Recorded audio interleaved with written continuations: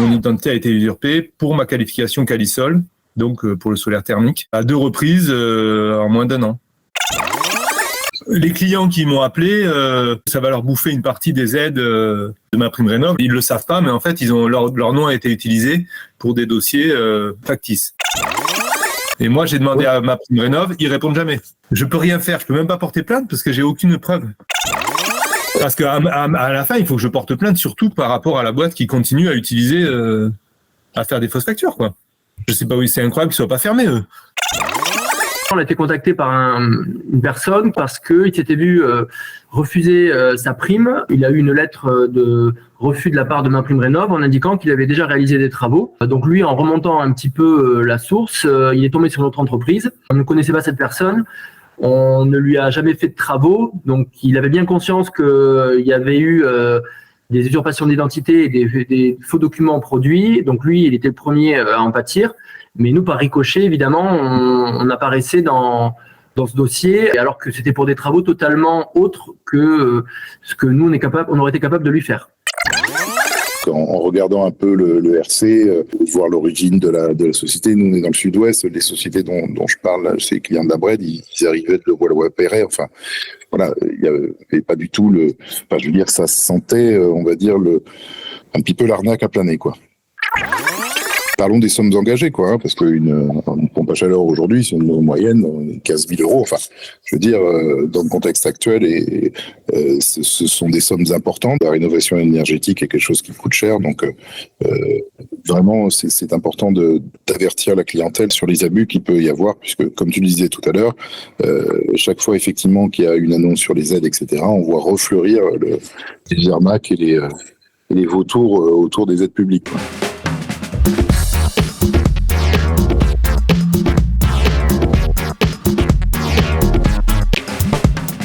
Membres du réseau Proeco Énergie, bonjour, et tous les autres, puisque cette vidéo s'adresse à tout le monde. Le sujet du jour, ce sont les arnaques autour des aides à la rénovation énergétique. Alors, pour ceux qui ne connaissent pas le réseau, c'est un réseau national qui regroupe 550 entreprises du bâtiment, dans toute la France, tout corps de métier confondu. Et il y a quelques semaines, sur le forum du réseau, un membre a exposé l'usurpation d'identité dont il avait été la victime. Et dans les semaines qui ont suivi, eh bien, d'autres témoignages se sont ajoutés, se sont succédés, et on avait vraiment l'impression d'avoir affaire à un phénomène massif. Alors classiquement, de quoi il s'agit? Eh bien, des fraudeurs, des entreprises malveillantes usurpent l'identité d'une entreprise sérieuse pour monter un dossier de demande d'aide à la rénovation, en usurpant d'ailleurs également l'identité d'un particulier, d'un consommateur, pour se faire verser indûment des aides. Alors évidemment, il y a 2 victimes dans une telle manœuvre. Évidemment, l'entreprise elle-même dont la réputation était cornée, et puis le particulier qui, lorsqu'il va chercher à lancer véritablement un chantier de rénovation énergétique de son logement, va s'apercevoir que les aides auxquelles il aurait pu prétendre ont déjà été versées. Alors, on avait l'impression, vu la quantité de messages que nous avons recueillis sur le forum, d'un phénomène massif, et cette impression s'est confirmée dans les jours qui ont suivi, puisque à ce moment-là, notre ministre du Budget évoquait un total de plus de 400 millions d'euros perdus dans ces arnaques diverses et variées autour de la rénovation énergétique. Donc, dans ce contexte, il nous a semblé pertinent à te donner la parole à quelques-uns des membres du réseau qui ont accepté de témoigner. Et puis, à la suite de ça, je vais vous retrouver pour vous donner quelques conseils qui s'adressent plutôt aux particuliers pour être prudents, des conseils qui vous permettront d'échapper à ces risques, à ces tentatives de fraude. Je vous retrouve tout de suite. Alors bonjour Yann et merci d'être avec nous aujourd'hui. Tu as accepté de nous livrer ton témoignage autour des arnaques et des usurpations d'identité autour de MaPrimeRénov'. Bonjour, donc je suis plombier chauffagiste depuis 6 ans dans le Gers, sur la commune de Gimont, et donc je suis spécialisé à les énergies renouvelables. Et c'est vrai que ça fait 2 fois en 6 mois là que mon entreprise, qui est vraiment une petite entreprise, puisque je suis seul avec un apprenti, et j'ai été 2 fois usurpé, mon identité a été usurpée pour ma qualification Calisol, donc pour le solaire thermique, à 2 reprises en moins d'1 an. Donc c'est vrai que c'est très désagréable. C'est à ce titre que je voulais témoigner. Effectivement, tu vas nous raconter ça en détail. C'est fascinant, quoi. Enfin, il y a manifestement beaucoup d'arnaques dans ce genre-là, et on peut très bien imaginer que l'ampleur des dégâts est largement supérieure à ce que tu as pu constater toi de ton côté et les autres membres du réseau aussi du leur, quoi. Les clients qui m'ont appelé, ils n'ont pas vraiment subi de préjudice, à part que ça va leur bouffer une partie des aides. Ils auront déjà bouffé une partie du crédit. De ma prime rénov, là, ils le savent pas, mais en fait, leur nom a été utilisé pour des dossiers factices. Ouais. Donc, eux, ils ont ce préjudice. Moi, mon préjudice, c'est plus parce que c'est par rapport à l'image, parce que moi, ils m'appellent à chaque fois, ils se méfient, ils croient que je suis un voleur, quoi. Ils se disent, c'est vous qui avez facturé des travaux chez moi que vous n'avez pas fait. Donc, moi, je suis là, ouais, mais je suis pas au courant. Et j'ai beaucoup de mal à avoir les preuves. Ouais. C'est parce que j'ai pas c'est compliqué de retrouver les trucs. Ma prime rénov me répond pas tout ça. Donc après, le but du reportage, je sais pas trop ce que ça peut être. Ça peut être en effet, de dire qu'il y a des artisans comme moi là qui se retrouvent des fois dans une situation inconfortable, qu'on utilise notre image, qu'on salit notre image de boîte en fait. Avec ces histoires, parce que la personne, ce qu'elle m'a dit, la dernière qui m'a appelé, là, mais elle m'a dit, mais moi, parce que j'ai eu votre nom, parce que j'ai appelé Lana, et Lana a bien voulu me donner votre nom. Mais sinon, le dossier avait été porté par une entreprise de Seine-et-Marne qui fait de l'isolation. C'est elle qui a fait une fausse facture, apparemment, avec mon nom dessus. Mais moi, j'ai pas vu la fausse facture. Mais par contre, la personne a demandé à Lana, mais quelle est l'entreprise qui devait me faire les travaux? Elle a dit, c'est le Barse Énergie Renouvelable qui est dans le Gers. Et donc, elle m'a appelé. Mais elle me dit, la plupart des gens, ils vous appellent pas. Ils s'en foutent, quoi. Eux, bon, ils savent que ils doivent râler parce qu'ils disent non, il n'y a pas eu de travaux chez moi, puis le dossier s'arrête là. J'espère que ma prime rénov, parce que tu tapes sur les pages jaunes, tu le trouves. Le gars, je lui ai laissé un message et tout. Ah ouais. C'est-à-dire qu'il sévit toujours. Oui, il a toujours. Alors là, par contre, c'est compliqué là. C'est juste le point que je voulais aborder avec toi. Est-ce que je pense que là, c'est compliqué de donner un nom quand même, parce que j'ai pas de preuves. Après, si tu balances là et que toi tu balances sur les réseaux, le gars il va porter plainte. Ou alors il va s'écraser. Mais moi, j'ai pas la preuve qu'il a utilisé mon nom. C'est juste la personne qui m'a appelé en me disant, moi j'ai la preuve, j'ai le nom dans un dossier, elle m'a fait suivre le mail qu'elle avait reçu de la part de Lana pour faire un contrôle, mais il y a pas écrit le Barse Énergie Renouvelable dedans. C'est oral, tu vois. Et moi, j'ai demandé à ma prime rénov, ils répondent jamais. Je peux rien faire, je peux même pas porter plainte parce que j'ai aucune preuve. C'est que des coups de téléphone de gens qui ont eu l'info par le téléphone parce qu'eux, ils devaient être contrôlés. Et eux, ils ont dit, quoi, vous voulez me contrôler pourquoi? Enfin, tu vois, ils sont un peu apeurés, les gens. Et après, on leur dit, bah oui, le Barse Énergie Renouvelable a installé des trucs chez vous. Et après, ils m'appellent. Au début, ils sont méfiants. Après, ils voient que que c'est pas moi qui ai fait les travaux, que j'ai pas fait le faux dossier. Enfin, ça, ils me croient que j'ai pas fait le dossier. Mais bon, ils ont toujours le soupçon quand même. Hein. Ils peuvent se dire, peut-être que c'est un mec qui fait des dossiers bidons pour toucher des primes. Mais j'ai essayé déjà. J'ai eu Lana une fois. Bon, ils avaient leur serveur qui marchait pas, donc ils m'ont dit, on peut pas aller sur votre dossier. Je lui dis, envoyez-moi la fausse facture, quoi. Oui, c'est ça. Oui, donc t'as pas eu encore accès à ce document. Ouais, alors que c'est l'élément central. Pour le premier client, j'ai eu accès à la fausse facture. Et là, par contre, je ne sais pas qui a usurpé mon identité. Ouais. Tu vois, j'ai eu deux cas. Le premier, la boîte, je sais pas d'où elle est, mais c'est une boîte la cliente a reçu la facture, je sais pas pourquoi. Donc, elle m'a envoyé la facture, en effet, avec mon en-tête, ma décennale, tout ça. Là, j'ai la facture, mais par contre, je ne connais pas la boîte qui a usurpé mon identité. Et la personne qui m'a appelé, non plus, ne la connaît pas. Donc là, bon, le bec dans l'eau, je peux pas me plaindre contre qui me plaindre. J'ai demandé à ma prime rénov dans quel cadre cette facture a été émise. Je leur ai envoyé la facture par mail et tout, ils n'ont jamais répondu. Et dans le deuxième cas, par contre, j'ai la société qui a usurpé mon identité, par contre, je n'ai pas la facture, la fausse facture. Tu vois, c'est un peu... Parce qu'à la fin, il faut que je porte plainte, surtout par rapport à la boîte qui continue à utiliser, à faire des fausses factures, quoi. Je sais pas, oui, c'est incroyable qu'ils soient pas fermés, eux. Alors, ils répondent pas au téléphone, hein. Il faut laisser des textos, hein. Le mec, il est pas fou, mais... Oui, bien sûr. Avoir un peu peur quand même. C'est incroyable et c'est décourageant parce qu'effectivement, il y a deux cas qui sont venus à tes oreilles, mais probablement. Il y en a beaucoup plus. Oui, on Il y en peut a beaucoup imaginer. plus qui n'ont pas été détectés par l'ANA et par MaPrimeRénov'. Et il y en a d'autres qui ont été détectés. Les clients ont été au courant. Ils ont même peut-être entendu parler de ma boîte, mais ils m'ont pas appelé pour me le dire. Imagine si ça arrive à côté de chez moi, là, que je passe pour, c'est bizarre. C'est désagréable, en tout cas. Il y a quand même des préjudices sérieux pour tout le monde. Non seulement pour toi en termes d'image, effectivement, de réputation, et même pour les clients qui pourraient éventuellement souhaiter un jour se lancer dans un projet de rénovation et qui ne pourraient pas le faire, en tout cas qui ne pourraient pas être aidés en le faisant. Et là, ça peut être bloquant éventuellement pour eux dans le futur, quoi. Ouais.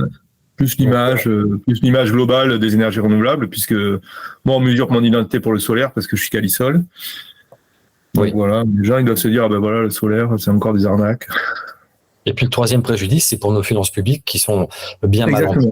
On en entend parler suffisamment souvent, et effectivement, là, c'est de l'argent qui part dans les mauvaises poches, quoi. Et je pense en plus, mais ça, je sais pas la preuve, mais ça fait quand même 2-3 ans que quasiment toutes mes installations, les clients ont un contrôle. Et donc, ils vont vérifier, à chaque fois que je dépose un dossier MaPrimeRénov', donc il y a le Barse Énergie Renouvelable, enfin, je ne sais pas si c'est lié, hein. Ils n'arrivent pas à les joindre. Mais en tout cas, beaucoup de mes clients ont des contrôles. Ça retarde le versement des primes à chaque fois. Oui, c'est ça. Donc, mes clients, ils retouchent leurs primes vachement plus tard. Moi, je touche donc l'argent plus tard aussi, parce que certains clients ne peuvent pas avancer. Je me dis que peut-être, s'ils font bien leur boulot, maintenant, quand ils voient le Barse Énergie Renouvelable, ils doivent contrôler systématiquement. Qu'est-ce qu'on pourrait donner, d'ailleurs, à ton avis, comme conseil aux particuliers, des règles de bonne conduite pour limiter les risques? C'est compliqué. La première personne, je lui ai demandé comment elle pensait qu'elle avait été, comment ils avaient pris son compte. Apparemment, c'est parce qu'elle a signé des papiers pour de l'isolation à 1 euro. Donc, il faut faire attention à ces boîtes qui te démarchent, parce que si elles te font signer des papiers et que tu leur donnes ta feuille de paye, elles ont un dossier complet déjà du client. Après, il suffit qu'elles trouvent un professionnel et puis elles font défaut avec ça et elles montent des faux dossiers. Donc, il faut faire attention à pas donner, en effet, ses feuilles de paye, sa déclaration d'impôt, parce que ça, c'est ce qu'ils cherchent, quoi. Une fois qu'ils ont la déclaration d'impôt, ils peuvent monter le dossier ANA. La deuxième personne, c'est plus embêtant parce qu'elle n'a jamais fait de déclaration à 1 euro, tout ça. Elle dit que l'ANA lui a dit que c'était le site des impôts qui s'est fait pirater, soi-disant. Donc, l'entreprise a réussi à hacker ou à racheter des déclarations d'impôts de gens pour pouvoir faire des dossiers bidons. Alors là, le client, le particulier, il peut rien faire, quoi. Oui, là, il n'y a rien à faire. Il n'est pas au courant. Sa feuille d'impôt a été distribuée comme mon certificat RGE qui se balade partout. Sa feuille d'impôt doit se balader aussi. C'est de la sécurité informatique, tout ça, mais bon, là, ça dépend plus des impôts que de nous.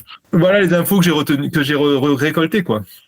Mais bon, moi, je peux pas faire grand-chose. Personne ne fait grand-chose. Bon. On a l'impression que les pouvoirs publics sont un petit peu démunis face à cette situation et qu'ils ne peuvent rien faire, rien engager. Mais le truc, c'est qu'il n'y a aucun retour vers nous qui avons été victimes. Alors ça, c'est désagréable.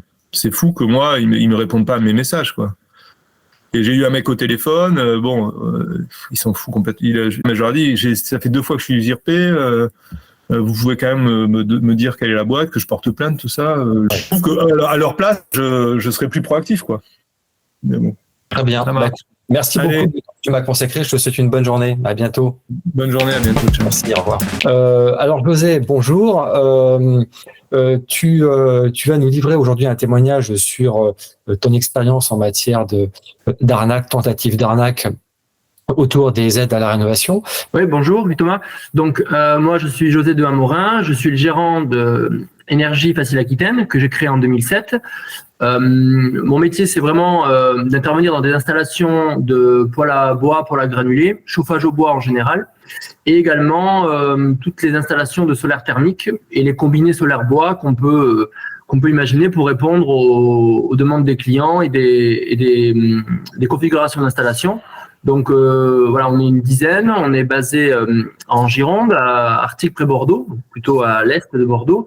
Et donc tu nous as indiqué que il y a quelque temps, tu avais été contacté par une personne qui s'était vue refuser sa demande d'aide à la rénovation parce que des travaux avaient déjà été faits, prétendument en tout cas, et des aides versées pour ces travaux. Alors explique-nous un peu le contexte. On a eu deux cas un petit peu différents, mais le plus récent, celui que tu évoques, effectivement, on a été contacté par une personne qui prenait un peu de renseignements parce qu'il s'était vu refuser sa prime. Il a eu une lettre de refus de la part de MaPrimeRénov' en indiquant qu'il avait déjà réalisé des travaux. Donc lui, en remontant un petit peu la source, il est tombé sur notre entreprise.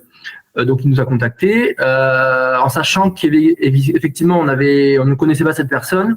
On ne lui a jamais fait de travaux, donc il avait bien conscience qu'il y avait eu des usurpations d'identité et des faux documents produits. Donc lui, il était le premier à en pâtir. Mais nous, par ricochet, évidemment, on apparaissait dans ce dossier alors que on ne le connaissait pas du tout et alors que c'était pour des travaux totalement autres que ce que nous on aurait été capable de lui faire. C'est vraiment quelque chose dont lui est la victime au premier chef, mais vous, évidemment, votre réputation peut en pâtir. Si votre nom circule et se trouve associé à des dossiers dans lesquels vous n'êtes pas jamais intervenu en réalité, évidemment, on peut imaginer le préjudice que ça représente.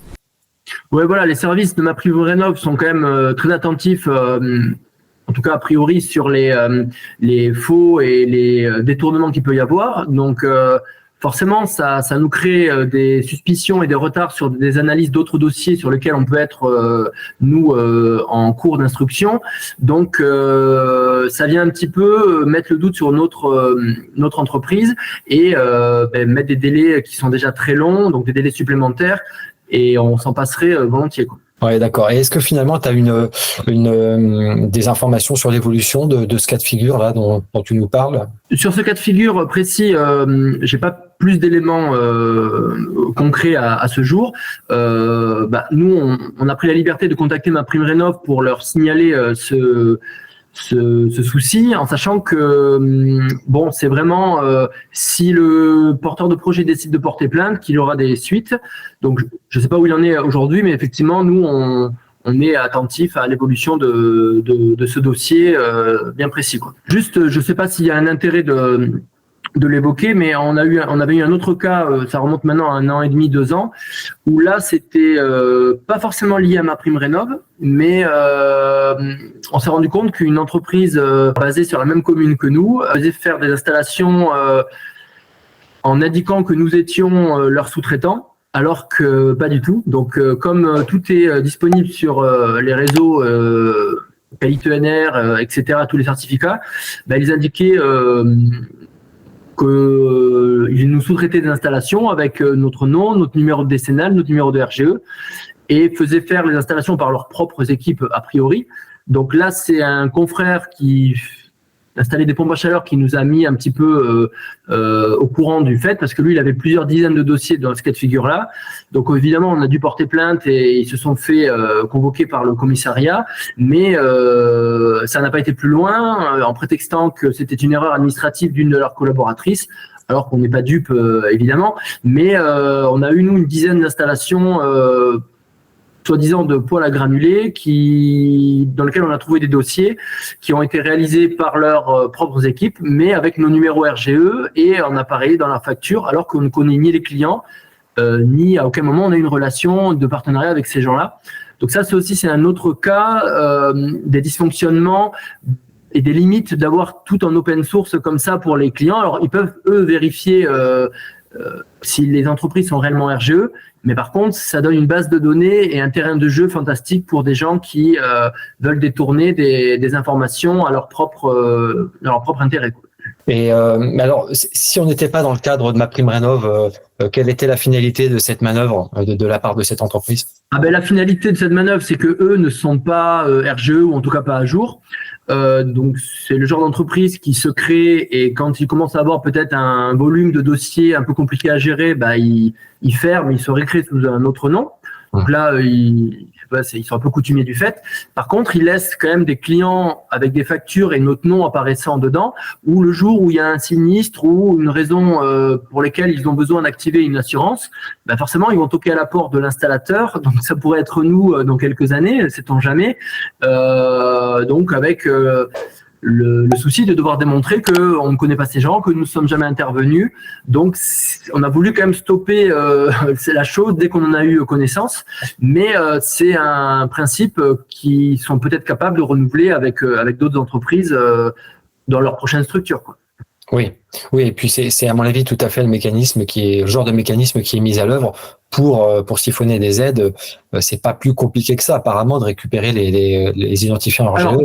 Voilà, de là à savoir que le projet a réellement été au bout, on ne sait pas. Est-ce que c'était juste des fausses factures pour de l'arnaque aux primes? C'est possible aussi.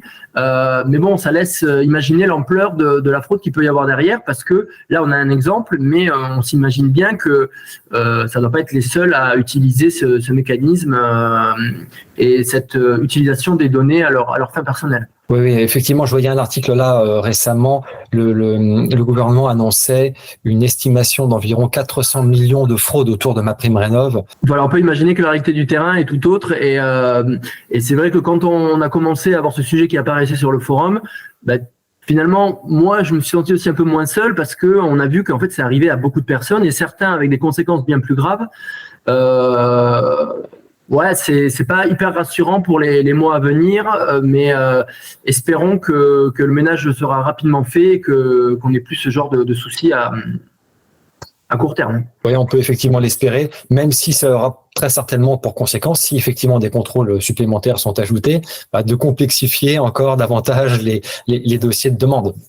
Complexifier, rendre tous les renouvellements plus compliqués, plus longs.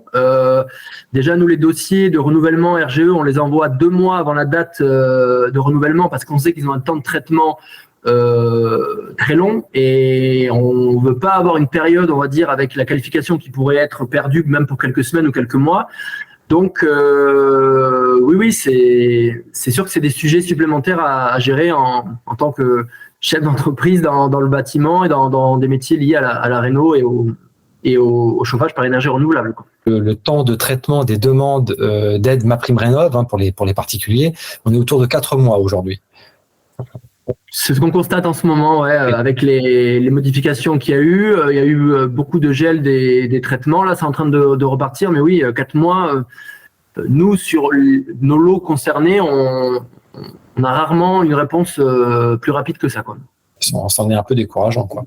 Ben oui, puis je pense qu'il y a des problèmes qu'ils ne découvrent que quand ils apparaissent. Et c'est vrai que sur le papier, ça fonctionne, mais en réalité, il y a quand même plein de zones d'ombre et même pour nous, on comprend pas tout le temps tout. Ça change très souvent.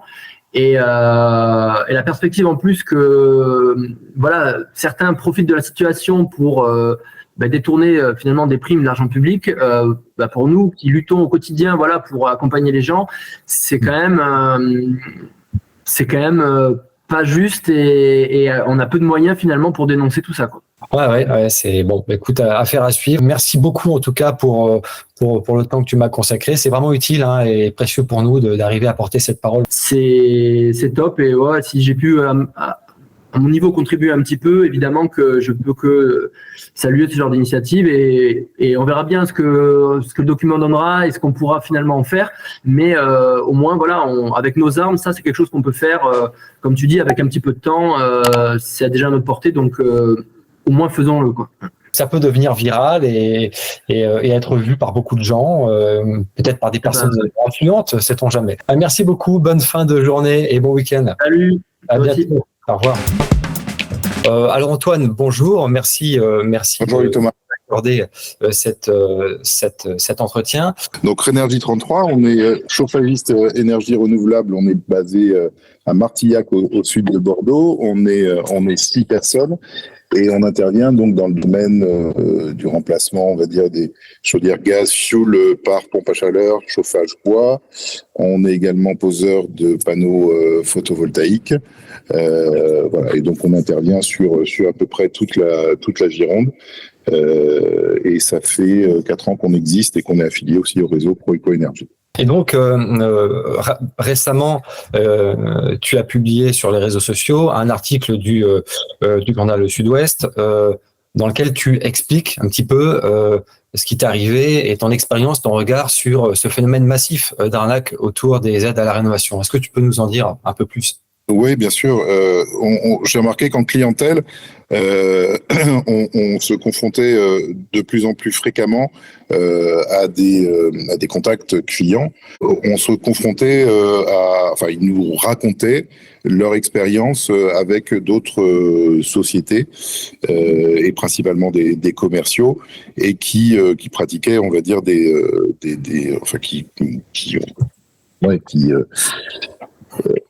je veux dire, étaient un petit peu abusifs dans leur démarche, très insistants, pas très professionnels.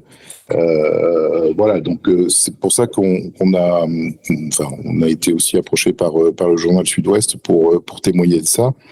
Après, ça prend plusieurs formes.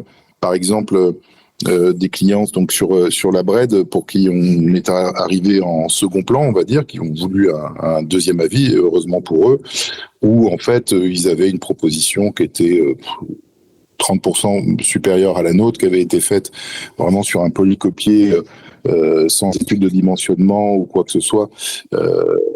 Et vraiment où le commercial avait insisté lourdement pour qu'il signe sur le premier rendez-vous, alors que bon, professionnellement ça se fait pas. Enfin, je veux dire, on est tous tenus de passer par un bureau d'études, une note de dimensionnement, que le client soit également sûr de pouvoir recevoir ses aides, qui est la confirmation d'une part pour les CE et de l'autre part pour MaPrimeRénov'. Voilà, il y a tout un process qu'on doit suivre pour que le client puisse prendre une décision éclairée. Et j'ai un autre client aussi qui m'a relaté un commercial qui ne vraiment voulait pas partir sans signer et qui est resté chez lui jusqu'à 22h30. Enfin bon, des choses vraiment hallucinantes.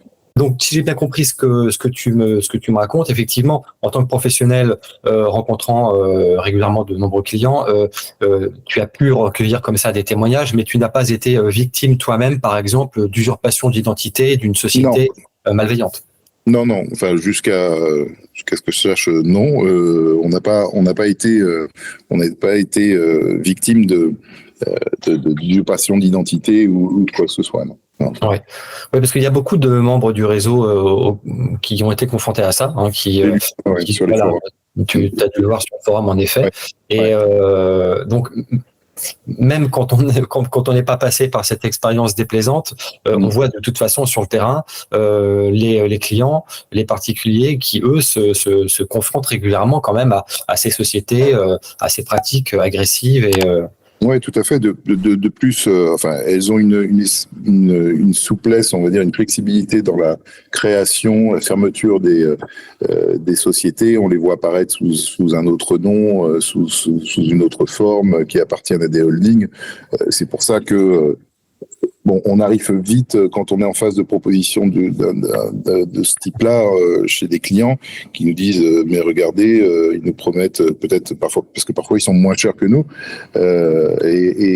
donc en regardant un peu le RC, voir l'origine de la société. Nous on est dans le Sud-Ouest, les sociétés dont je parle, c'est les clients de la Bred, ils arrivaient de Levallois-Perret, enfin voilà, il y avait pas du tout je veux dire, ça se sentait, on va dire un petit peu l'arnaque à planer, quoi. Alors justement, quand on a ton expérience et ta vision du marché et du terrain, qu'est-ce qui permet de détecter et quels conseils on pourrait donner aux particuliers pour détecter ces entreprises-là ? Jamais signer au premier rendez-vous, vraiment. Détecter aussi le professionnalisme des commerciaux qui viennent faire le premier rendez-vous. C'est-à-dire, par exemple, il y a quelque chose de facile, je le dis souvent à mes clients, si le commercial ou si l'artisan qui vient ne fait pas, par exemple, pour un changement de chaudière, un relevé de radiateur, de dimensionnement, on peut s'attendre à ce qu'il soit pas très professionnel, puisque c'est quand même une des bases pour bien dimensionner, et c'est nécessaire non seulement au dimensionnement, mais aussi c'est un critère Calipac. Ça, le fait de déterminer aussi tout de suite le matériel. J'ai des clients qui m'ont montré des photos avec des polycopies, enfin des feuilles carbone où ils cochaient le matériel à installer, tac, tac, tac, et puis qui se transformait en bon de commande à la fin. Ça, je veux dire, on peut le faire pour un micro-ondes, mais pas pour une chaudière ou une pompe à chaleur. L'implantation géographique des entreprises aussi, ça peut être un indice ? Oui, bien sûr. Notamment, enfin ça aussi je l'ai vu beaucoup dans le domaine du photovoltaïque, où il y a des sociétés qui vraiment et pas des plus, on va dire, pas des plus des moins connus, de très grandes marques qui lancent beaucoup de commerciaux sur les routes et qui après revendent les leads commerciaux à des entreprises locales. Donc au final, le client ne sait pas vraiment, il sait à qui il a parlé, mais c'est pas forcément celui qui va lui faire l'installation. Bon, il n'a pas une vision vraiment directe du professionnel qui va venir chez lui, travailler chez lui, quoi. Tout à fait. Et souvent, il a des mauvaises surprises par rapport aux équipes qui peuvent arriver. Voilà, ça j'ai entendu aussi. Donc, se méfier d'une façon générale de toute sollicitation, de tout démarchage. Enfin, ce qui est préférable, c'est de choisir soi-même son professionnel, de le rechercher localement auprès des entreprises connues et qui ont pignon sur rue, qui sont honorablement connues localement, plutôt que d'accepter de se faire démarcher comme ça. Ils sont sur le réseau Proeco-Énergie, par exemple, aussi. Et voilà, bien sûr. Ils sont notamment là, mais bon, il y a des tas de professionnels sérieux aussi par ailleurs. Ça, cumulé aux avis Internet aussi, bien entendu. Ouais.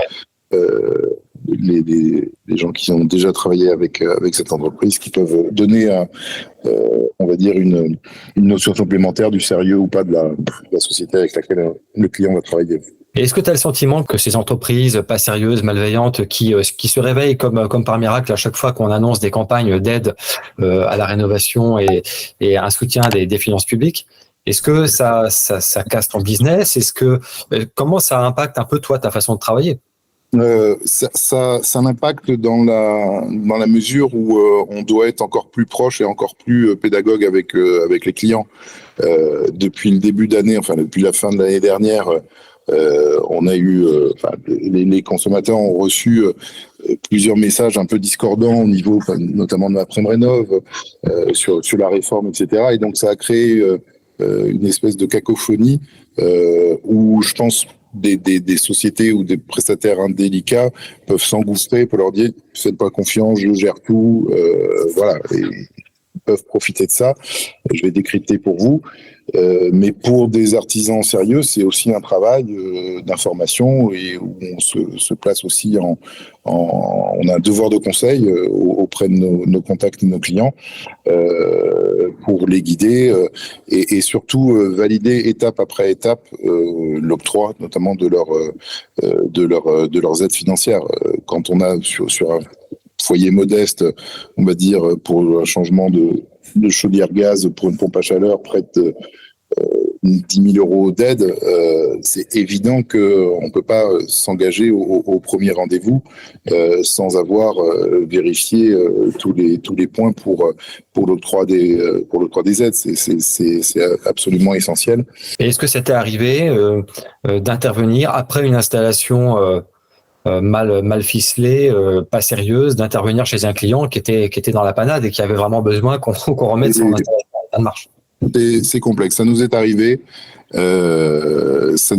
mais ça pose aussi un problème. Enfin, ce type de client essaye la plupart du temps ils ont raison de se retourner contre la société et les malfaçons qu'ils ont réalisées. Mais pour une société tierce comme la nôtre qui arrive, c'est aussi s'engager, prendre une responsabilité. Enfin, donc c'est très complexe et ça laisse pas mal de gens sur le carreau. Et en plus, ça contribue à la mauvaise réputation. C'est-à-dire que, je suis sûr que si on demandait dans la rue à chacun pompe à chaleur, il y en a peut-être 3 sur 10 qui nous répondraient c'est une arnaque ou ça marche pas ou alors la pompe à chaleur ça marche très bien si c'est bien installé, bien dimensionné, bien pensé, installé dans les règles de l'art, mais ça subit une réputation maintenant un peu sulfureuse après toutes les arnaques qu'il y a pu y avoir. Responsabilité aux particuliers, aux consommateurs de bien choisir son entreprise dès le début parce que c'est pas forcément possible de trouver un bon entrepreneur ensuite qui va accepter de réparer les dégâts. Bien sûr. Et puis parlons des sommes engagées, parce qu'une pompe à chaleur aujourd'hui, c'est une moyenne 15 000 euros. Enfin, je veux dire, dans le contexte actuel, ce sont des sommes importantes. C'est un projet important. La rénovation énergétique est quelque chose qui coûte cher, donc vraiment, c'est important d'avertir la clientèle sur les abus qu'il peut y avoir, puisque, comme tu le disais tout à l'heure, chaque fois, effectivement, qu'il y a une annonce sur les aides, etc., on voit refleurir les arnaques et les vautours autour des aides publiques, quoi. Comment tu vois l'avenir d'ailleurs du marché? Quelle est ta vision des choses? Pour moi, même si c'est la réforme notamment de MaPrimeRénov' va vers la rénovation globale avec plusieurs gestes, et il y a notamment l'intervention du MAR, mandat coordinateur Rénov', qui peut, on va dire, assainir un peu la situation, puisqu'en fait on est tenu envers le client les uns les autres à effectuer une prestation de qualité, et donc ça nous engage fortement.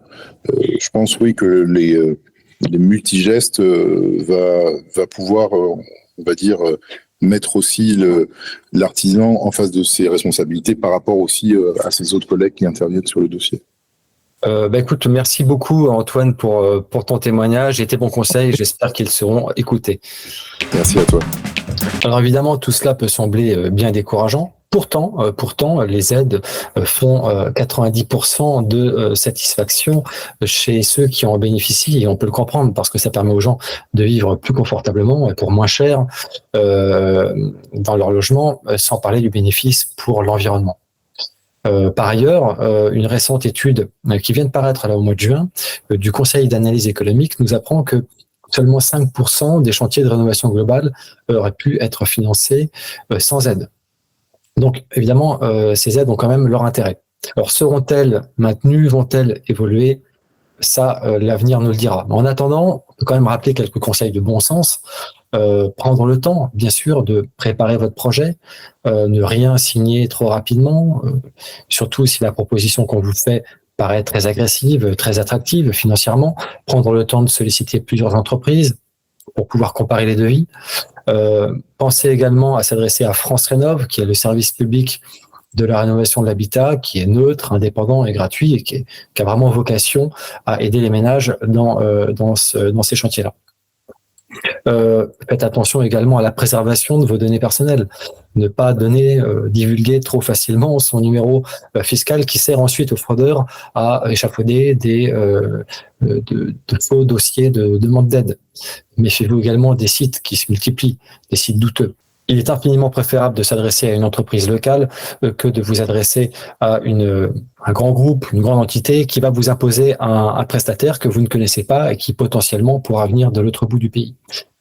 Et enfin, autre recommandation, méfiez-vous du démarchage téléphonique, qui est d'ailleurs interdit depuis juillet 2020. D'une façon générale, il vaut toujours mieux avoir l'initiative, aller chercher l'information, aller chercher les contacts, plutôt que de vous faire solliciter. Voilà, donc ces conseils-là, vous allez les retrouver sur le site de l'ANA avec d'autres ressources. L'ANA, l'Agence nationale de l'habitat, qui distribue MaPrimeRénov'. Mais ces aides ont leur intérêt, nous l'avons dit. Il restera évidemment à garantir leur stabilité dans le temps pour rassurer les consommateurs et les professionnels, ça nous verrons, et puis lutter plus efficacement contre la fraude, parce que là il y a quand même un sujet sérieux. Alors je tiens à remercier tous nos membres qui ont participé, nombreux, sur le forum du réseau Proeco-Énergie, et puis particulièrement Yann, José et Antoine qui ont accepté évidemment de nous livrer leur témoignage. Et pour ma part, je vous remercie et je vous dis à bientôt dans une prochaine vidéo.